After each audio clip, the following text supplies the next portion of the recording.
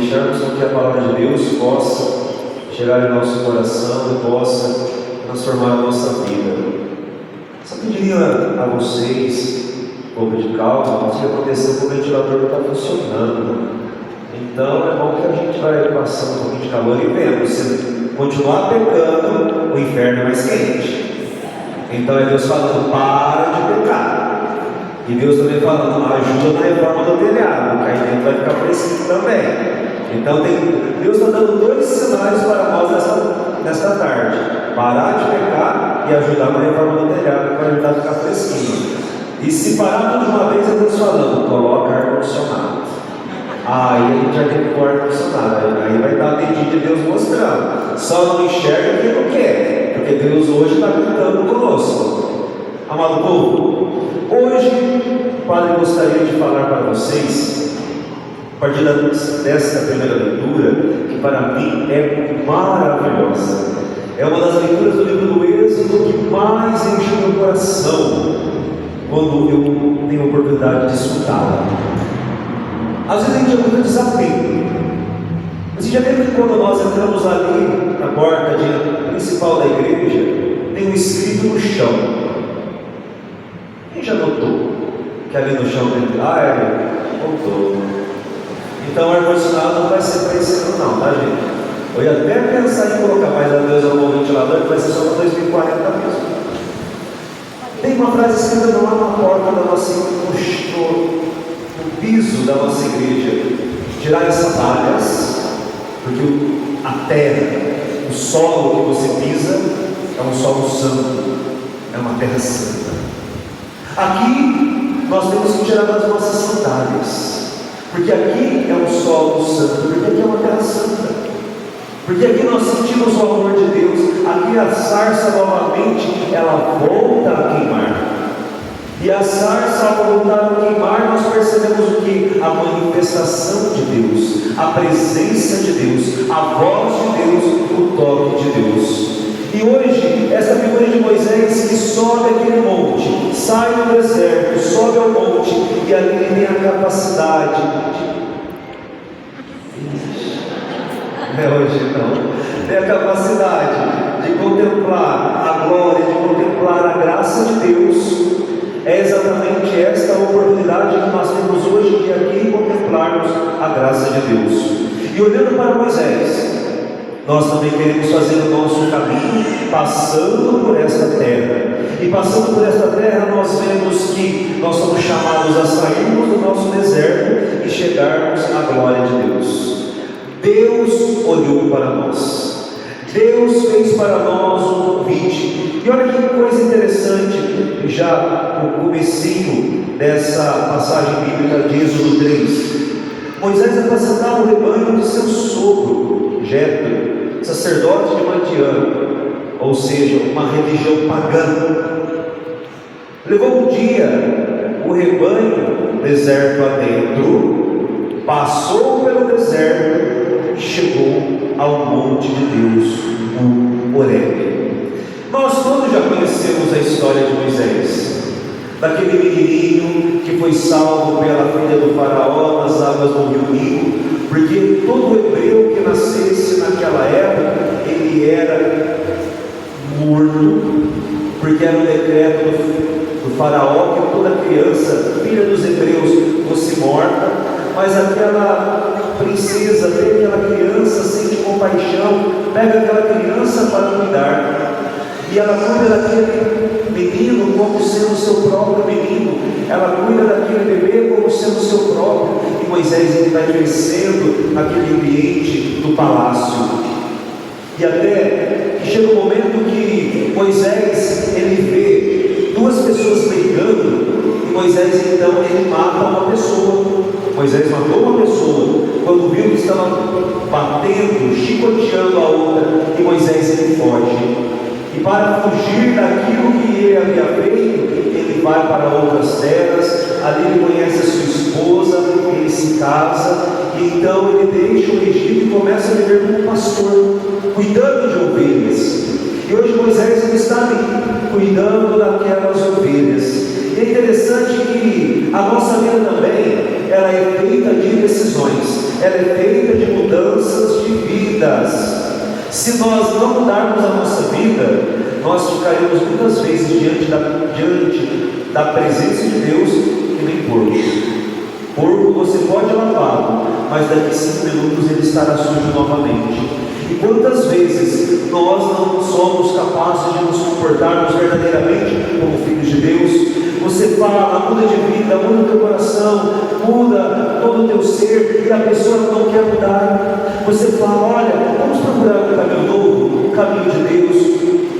Vamos procurar um caminho de santificação, e a pessoa não quer mudar, a pessoa está presa naquela vida, e aí ela começa a reclamar, começa a ver que a vida dela não tem sentido, começa a se afundar. Você apresenta um caminho de esperança e a pessoa não quer.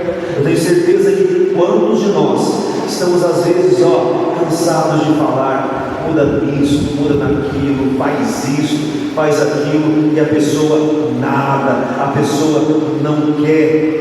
É interessante nós vermos que essas pessoas que não querem mudar, muitas vezes elas estão dominadas por este espírito de porco, e é necessário tirar esse espírito de porco e colocar dentro o Espírito Santo. Por isso nós devemos hoje tirar de nós este espírito de porco e tomarmos posse do Espírito Santo. Gente, quando você olha para o deserto, você não vê nada. Você só vê somente o que? Areia secura. Quando você olha para o deserto, você não é capaz de enxergar mais nada. E é interessante que quanto mais às vezes a gente fixa o nosso olhar na areia, pelo reflexo do sol, nós podemos até ficar cegos de tamanho que é a claridade que está ali. E aí, imagine, nós também vivemos o nosso deserto. Nós também temos o nosso deserto, e nós temos que ter a coragem de também passarmos pelo nosso deserto. Deserto é dor, deserto é sofrimento, deserto é tudo aquilo que muitas vezes me tira da presença de Deus. Você sabe como que é o seu deserto.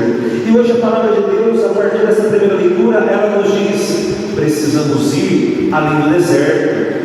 Porque tem muita gente que ficou presa no deserto e enxerga o quê? Somente dor, somente sofrimento. Deus tem preparado algo a mais, mas a pessoa não percebe. Deus quer fazer algo a mais, mas a pessoa não quer dar este passo. O caminho de Moisés, ele é fabuloso, e é interessante que Moisés, ele vai além do deserto, ele vai para a montanha de Deus. Guarde isso no teu coração, irmão e irmã. A única maneira de atravessarmos o nosso problema é estando com Deus.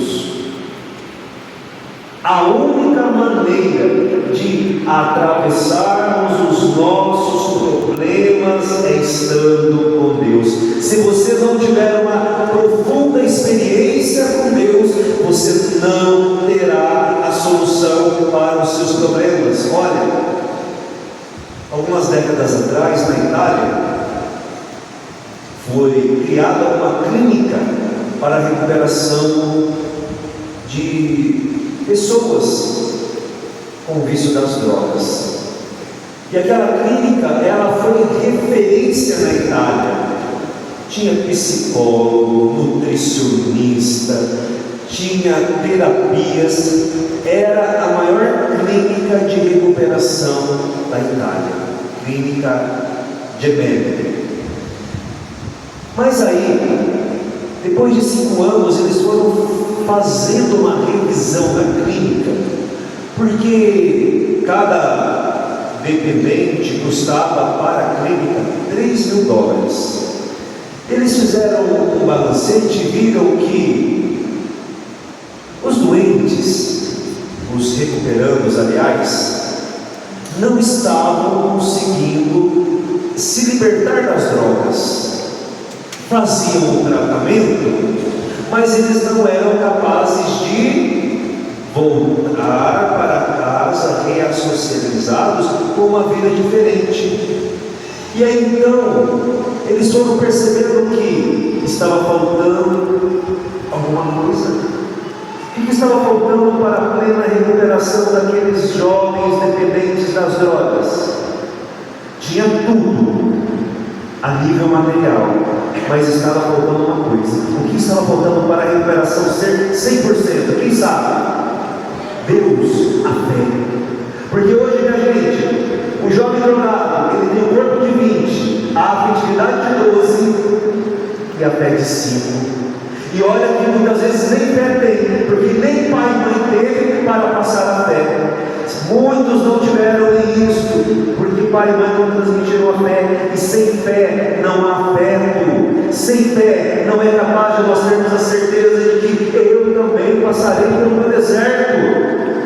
Sem fé eu não sou capaz de ver além, porque sem fé eu fico preso no meu deserto. Não existe área na nossa vida que não tenha solução. Todos os homens da Bíblia, é interessante que eles tiveram uma experiência com Deus, subiram a montanha para conversar com Deus, passaram os seus desertos. E quantos de nós não temos a coragem de subir ali a montanha para ouvir?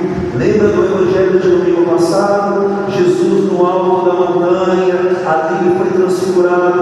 Hoje é Moisés que faz essa belíssima experiência de Deus. Eu não sei se vocês sabem, mas a sarça, ela é um arbusto que facilmente ela pega fogo. Então, no deserto é muito comum vendo a sarça pegar fogo. Por quê? É um matinho que é aquecido, e qualquer pedrinha, às vezes do lado, quando já dá uma combustão, já faz aquele arbusto pegar fogo, mas pega fogo e logo para. É que nem bombril, quando você coloca fogo, faz aquele brilhar e depois já para, porque já queimou. Mas qual é a diferença desta sarça? A sarça queimava, mas não se consumia, para mostrar que ali estava algo de diferente, ali estava realmente agora Deus se manifestando. Enquanto você for para o fundo do poço, pelos seus pecados, pelo seu desejo de ficar longe de Deus, você estará vivenciando ainda os desertos da sua vida. Por isso, sai do seu deserto. Tenha coragem de subir a montanha e contemplar na montanha a graça de Deus. Tenha coragem de ver a misericórdia de Deus, o caminho que Deus quer te dar. Gente, aprenda uma coisa: subir a montanha não é fácil. O caminho de Jesus é um caminho de subida. Guarde isso. Se você quer ficar só na mamata e não entrar no caminho de Jesus, se você é fraco no caminho de Jesus, você não entrará. Porque fraqueza, nós temos que começar a superá-la com a graça de Deus. É interessante que Santa Teresinha do Menino Jesus viveu numa cidadezinha pequena, lá na França. É interessante que quando ela vai pela primeira vez a Paris, com seu pai, São Luís, Santa Teresinha, ela fica totalmente fascinada quando ela vê pela primeira vez o elevador. Isso lá no comecinho do século XX. Então, quando Teresinha ela entra no elevador e ela vê que aquele elevador é capaz de levá-la da terra até as alturas, aquilo brilhou no coração de Teresinha. E Teresinha ela diz: eu também quero ter algo para poder me levar para o céu. É aí que Santa Teresinha vai em um dos seus escritos falar do elevador. E aí Teresinha agora ela diz: as mãos que me levam para a terra, para o céu, são os braços de Jesus. E são por esses braços que hoje nós saímos do nosso deserto, e nós temos que ter a coragem de também subirmos a nossa montanha. Minha gente, Moisés ele teve duas coragens. Primeiro, ele foi além do deserto. Se você ficar parado na sua vida reclamando, murmurando que nada dá certo, aquela vidinha pequena, irmão, irmã, tudo vai dar errado. E Moisés teve a segunda coragem. Moisés, ele subiu a montanha de Deus. Não é fácil, mas eu vou subir. Não é fácil viver com Deus, mas eu quero subir, eu quero ir além. Então pare de reclamar. Pare de reclamar. A primeira atitude de quem quer subir a montanha de Deus é parar de reclamar, porque tem muita gente que já olha a montanha, mas eu não consigo. Olha, Deus escuta todas as orações, menos aquela que você faz com lamúria. Essa Deus não escuta. Deus não escuta a oração de lamúria. Quando você começa a reclamar de novo, Deus coloca os dedos nos ouvidos dele e fala: eu não vou escutar. Será que você não está fazendo na sua vida uma oração de lamúria? Só reclama, tudo vê defeito, tudo vê dificuldade, tudo xinga, tudo não tem valor. É necessário, meu irmão, minha irmã, nós irmos ouvindo a voz de Deus. Deus não nos criou para ficar no deserto, Deus nos criou para subir, para estar na presença dele. Olha, hoje nós queremos na nossa vida aprendermos que o que vale realmente é essa experiência. Hoje o que poderia ficar para nós é essa experiência profunda de Deus, a experiência que nos leva para a vida toda. E para terminar, Padre, gostaria de contar para vocês uma historinha, né? Que eu escutei e achei interessante. O padre da paróquia precisava de uma pessoa para que pudesse ser missionária lá na África. E o padre então me chamou: olha, quem pode ser missionário lá na África? Nós estamos precisando de missionários para dar catequese, para fazer a pregação do batismo, preparar para o casamento. Não tem ninguém. Quem pode ser missionário na África? Um levantou a mão, outro levantou a mão. Mas na paróquia tinha um rapaz muito bom, e o padre tinha interesse que ele pudesse ser missionário lá na África. Então o padre chamou ele e disse: olha, você não quer ser missionário na África? Ele disse: ah, padre, eu não posso. Sabe por quê? Porque na minha casa ninguém consegue viver sem mim. Minha mulher, padre, só dorme segurando a minha orelha. As minhas crianças, padre, meus meninos, meus filhos, é o dia inteiro grudado com o pai, me amam. A minha filha não sai de casa sem me dar um beijo. O meu filho não acorda, não sai para os seus afazeres sem antes ir lá tomar bênção de mim. Então, padre, eu não vou não. O padre então disse para ele: vamos fazer um teste. Olha, eu vou te dar um remedinho, e essa noite você vai tomar esse remedinho, e amanhã você vai acordar morto, mas você estará vivo. Todo mundo vai achar que você estará morto, mas na verdade você estará vivo, e você vai escutar tudo que eles vão falar a respeito de você. Mas e depois, padre, eu ficar morto? Não, você vai estar vivo. Aí depois eu vou te dar outro remedinho, você vai voltar a viver. Tá bom. E aí então, aquele homem naquela noite tomou aquele remedinho, e aparentemente todo mundo achou que ele morreu, mas ele não estava morto. A mulher fez aquela choradeira, as crianças começaram a chorar, os filhos, e foi aquela tristeza. Mais ou menos por volta do meio-dia, o padre foi no velório. E aí então, aquele homem ouvia tudo que estavam falando ali na beira do caixão. Nossa, ele era tão bom, tão novo, já morreu, homem de Deus. E ele pensava consigo: se o padre ouvisse o que eu ouvi, ele ficaria com o coração orgulhoso. Só estou ouvindo bons comentários, só estou ouvindo elogios. Então o padre disse: agora eu vou rezar só com a família, a esposa, o filho e a filha. Restante, todo mundo saia, por favor, do velório. Todo mundo saiu, fecharam as portas. E aí então o padre, segurando a mão da família, começa a rezar. Pai nosso que estás no céu. Meus irmãos, o Senhor hoje está me dando uma revelação. O Senhor diz que este irmão poderá voltar à vida. Já que ele é tão importante para vocês, vocês querem que ele volte à vida? Os três respondendo: queremos. E o padre continuou a oração. E teve mais uma revelação. Mas irmãos, nosso Senhor está me falando algo aqui.